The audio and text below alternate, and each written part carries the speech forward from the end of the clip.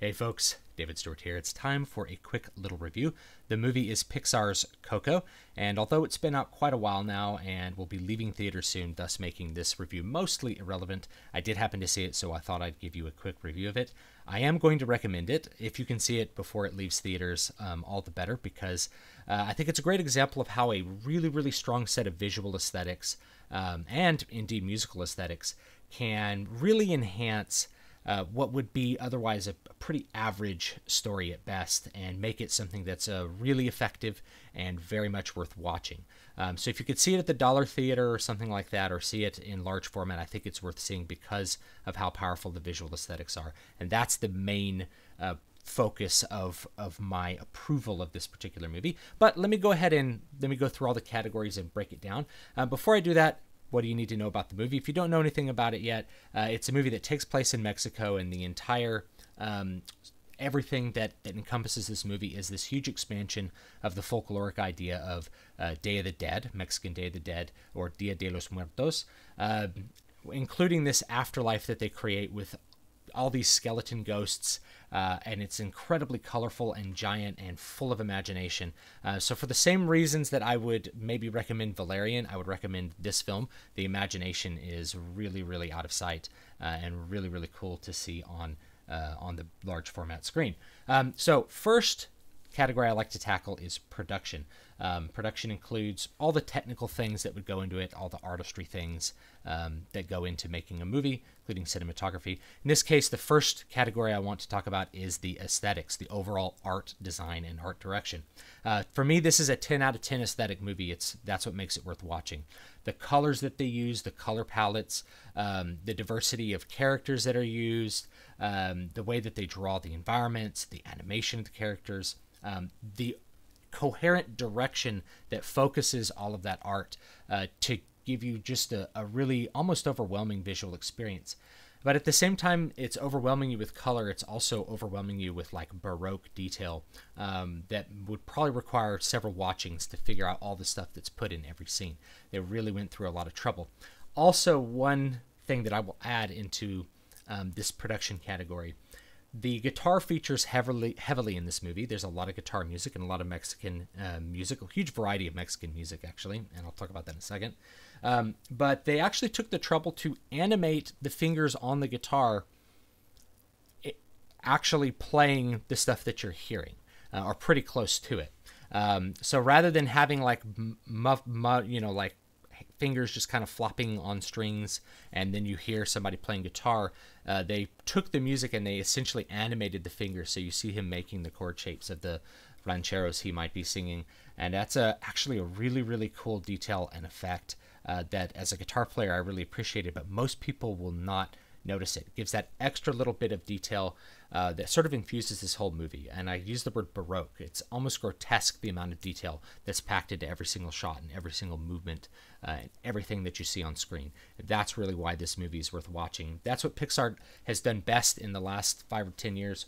And I think most people would have a hard time not being pleased or not appreciating what's on screen in front of them. Next category would be sound effects, music, and sound design. In this case, I'm lumping them together. The sound design in this movie is not particularly outstanding or special, but it doesn't really need to be because it's not a big, explosive Star Wars action movie or something like that. It's an animated movie directed towards a younger audience.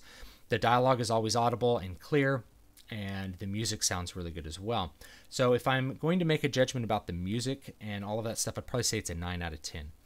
There's a big variety of music. The music's pretty well done for everything that's there. There's a couple moments of musical stuff where I didn't end up liking some of the performances, especially by the lead character, who's played by a kid. That doesn't mean that they're bad. They're just not, they're kind of suboptimal. So that's why it's a 9 out of 10. But I love the variety of music. There's even like Mexicabanda stuff in there. There's a big variety of Mexican music. They don't treat the subject of Mexico in a way that they're just going to give you something that's super stereotypical like mariachi bands. There's mariachi bands, there's rancheros. There's a lot of variety of Mexican music that kind of shows that the filmmakers really took really took the time to think about how they were going to present the culture in a way that would be appealing not only to people who are familiar with the culture, but people who are like me, not part of the culture, and can see a lot of depth to it. So I definitely appreciated their treatment of the music, and I think the music goes along with the visual aesthetic just kind of perfectly, and it all works together really, really well. The last part is the special effects and animation. Give those a 9 out of 10. Pixar's great at animating stuff. This cinematography doesn't quite apply for an animated film, but the way that they construct the shots is always really creative and interesting to show you huge Baroque. There's big stacks of guitars going up into the sky that they show you but don't linger on, and the shots are full of those sorts of things. The characters are always framed really well, and the detail of the fingers is really, really good. The only reason it probably wouldn't be a 10 out of 10 is there's just some moments where kind of with action things are clipped together just slightly too fast to see clearly what's going on. There's no problem with the animation. It's my personal taste. It's not a 10 out of 10 for the editing portion, getting things to kind of flow right. Looked like they might have been editing for time a little bit with some of that stuff, or just trying to have action be a little bit more paced. But that was my only, I guess, complaint about that. So overall, the production value is 9.3 out of 10. That's a very high score for me, and that is why I think you ought to watch this movie. Next category is story. I go through 3 categories in story: setting, characters, and plot. The setting, although I praised like the beauty of the aesthetics of the setting itself I'm going to give a 7 out of 10. And that 7 out of 10 to me actually feels a little bit generous, because it's kind of a contrived setting. You take this idea that like the dead are going to visit you on Day of the Dead, and then you expand it into this giant undead world that's really, really interesting. And then you solve the problem of this undead world being full of ghosts, and it's massive. Like you see it, it's kind of overwhelmingly massive, that when people forget about the dead, they go on to some other afterlife, which seems odd, and no one really seems too concerned about that. Like there's no kind of lingering on that belief. It solves a cool problem, and it creates a great set of tension for the final act of the plot. However, it just seems a little bit odd, kind of like a MacGuffin that's thrown in there. It's like, yeah, the dead die if you forget about them. And it's really, really important to the themes. And I guess I end up giving it a 7 out of 10, is that even though it feels kind of weird to have that thrown into the setting portion of it, it makes the plot so much more effective that I kind of have to be okay with the weird MacGuffin of the ghosts fading away once people forget them, going to some other afterlife. Next one, characters and acting. I give that a 7 out of 10 as well. That's an average score. They did pretty well.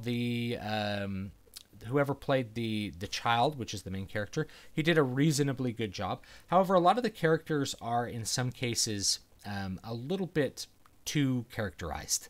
They're kind of, I'm not going to say that they're like Mexican stereotypes. Some of them are almost there, but they're really static. They're just kind of caricatures of what a character would be. They're really over the top with however they feel and whatever they're doing. Bad guys are really, really bad and super evil, and good guys are just kind of flat in there. You have this sort of I guess stereotypical Mexican matriarch that everybody's afraid of, that felt a little bit odd, and just a little bit selling that particular character short. So overall, kind of average 7 out of 10. These things work in a kids movie, though. Let me emphasize that. The setting works for a kids movie. The characters, they work for a kids movie. Kids are not going to be interpreting really a whole lot of depth of character development, so you don't really need a lot, and you may not even want a lot for a kids movie. You want it to be simple and straightforward and understandable and compelling. So those 7 out of 10s, a kid is going to view those as higher.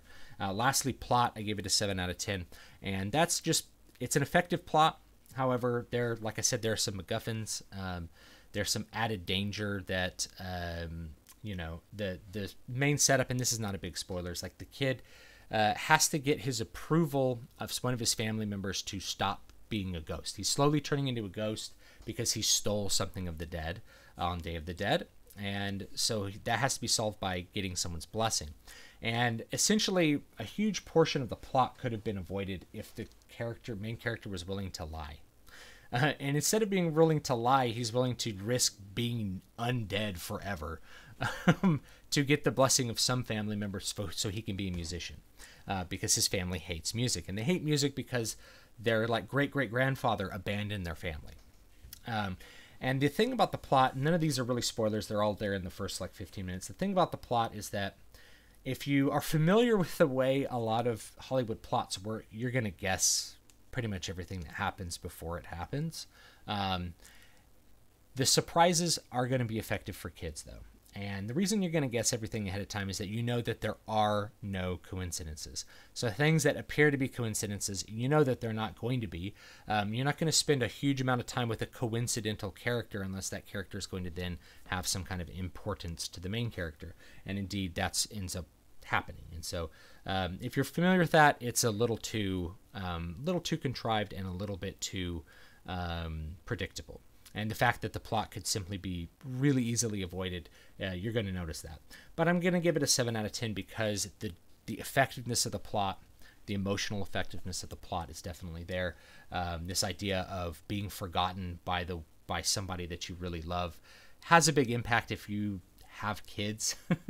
There's a strong emotional impact there that maybe I don't want to call it cheap because it's supported by the plot and you wouldn't have had it without all of the little things in the plot that I might complain about. But overall, because it's an effective plot, 7 out of 10, it's an average plot. That makes the story an average 7 out of 10. Last thing is general effect. And that's going to be my overall opinion of the movie, my feelings about it, how it worked for me.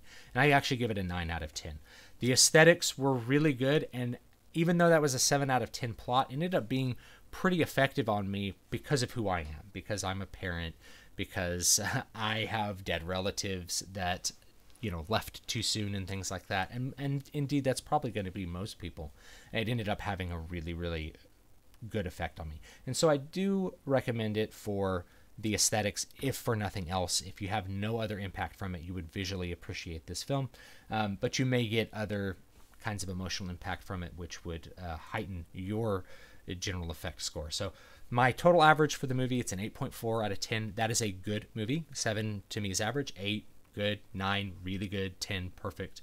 I don't even know if I can think of a 10 out of 10 movie off the top of my head. But anyway, 8.4, that's a good movie. I do recommend it. And I do recommend it if you could see it in a format where you can actually observe all the insane and Baroque and beautiful visuals that the movie offers up, as well as the cool music. And if you're not into Mexican music, you're probably going to like this anyway because it's so well produced. The production quality on the music is pretty high. So thanks so much for watching. Don't forget to like, comment, and subscribe. I will see you guys next time, and I hope you have a great day.